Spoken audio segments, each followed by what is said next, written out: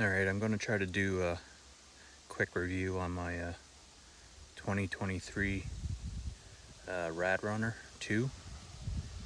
I was going to do this video in my shed, but there's too much clutter in the background and it's just a mess, so I figured I'd come outside and try to shoot the video out here, which is probably a better setting for the bike, but may have to deal with some wind noise.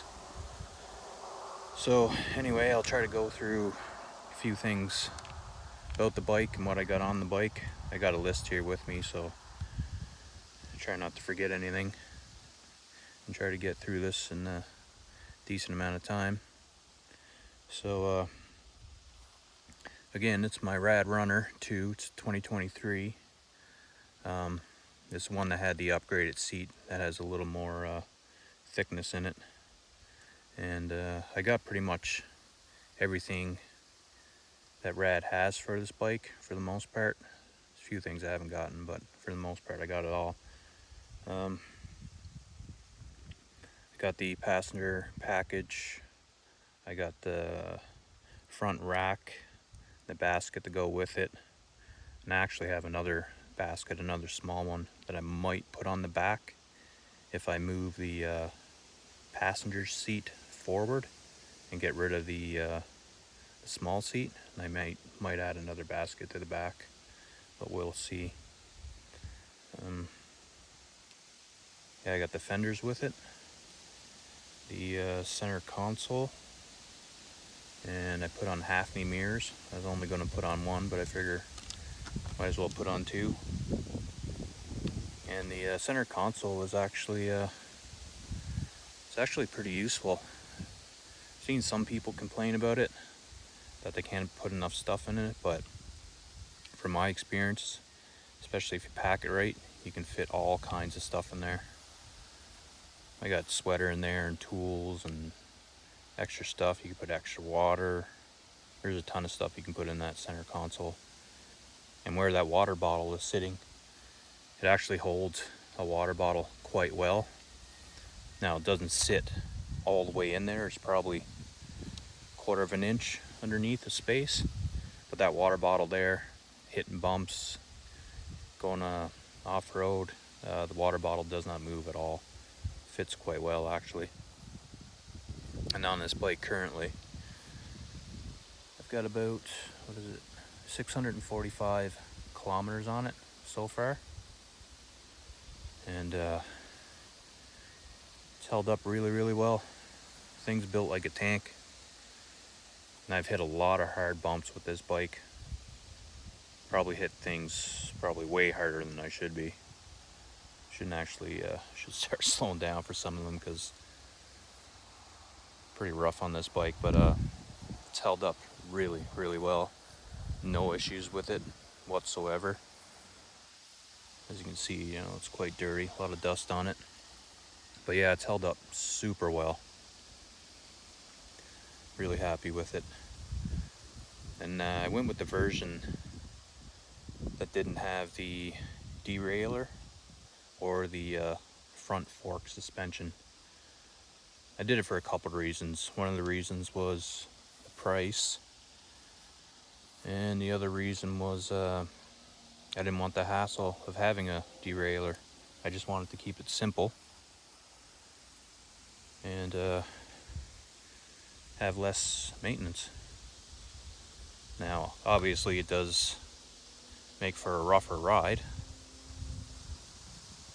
but I mean, pros and cons to everything, right? Pretty much. What else we got here? Some of the stuff on it, I got like the lights and stuff like that. I got a lot of Amazon stuff on it. Like, for example, for my headlights, I use the Nightcore BR35s, 2 of those. And those lights are really good. There's a lot of different settings. I think max output on those is 1800 lumens, I think. And they're like a dual beam lights. They got small one underneath and then the two big ones up above. And they also come with the, it's like a USB kind of cable here. And then you mount the switches over here. That's what this one is here. And the other one there. And you can turn the lights on and off with that button. And I think you can go through the modes with it too, with certain button combinations. So that's what I use for headlights. And another thing I got off Amazon, this is all Amazon stuff I'm going through now, is the horn, which is right there. That's the button for it. I won't press it because it's really loud. So I got the horn, the two headlights. I got the phone holder, which is really good phone holder. The mirrors, did I mention mirrors? Can't remember. But anyway, yeah, I got mirrors, got two. And I also got these additional tail lights here. This one here, this guy over here. Got a couple different modes on those as well. They just glow red along with the brake light. So they're pretty handy at night. Oh, and the fenders as well. That's another reason I kind of picked this bike, is because you can order fenders for it. My last bike I had is a ad motor, and I never had fenders on it, and that's just no good in, you know, trails like this, especially after it's rained a little bit. So that's really good. Another thing I really like about this bike too is that kickstand. You can stand this bike up anywhere and it won't fall over on you. And it helps with maintenance as well. A lot of bikes, when they got that single kickstand to the side, if you lean it over and you're in a bit of a dip, it can fall over on you. What else? Is there anything else on here? No, I think for the most part, that's pretty much everything about the bike. After I finish shooting this quick little video here, I'm gonna continue to ride around, hit a few more trails. That's where I do most of my riding, is mostly off-road, which is why it's so dusty. But it's a beast though.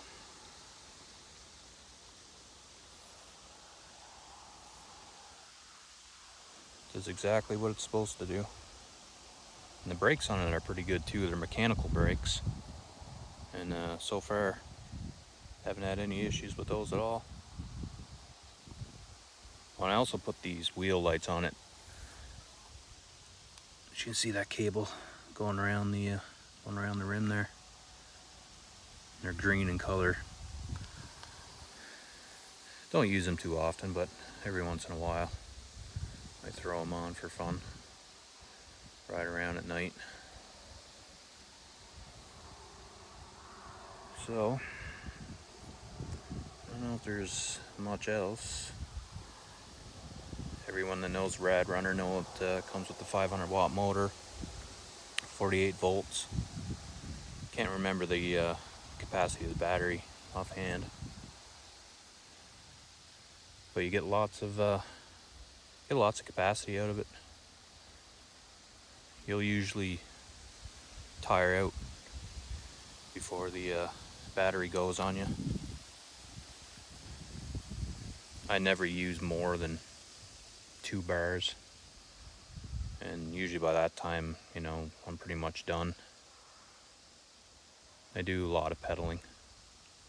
Not a lot, I mean, I might do 10-15 kilometers with pedal assist, and then maybe another 10 or 15 of just throttle only.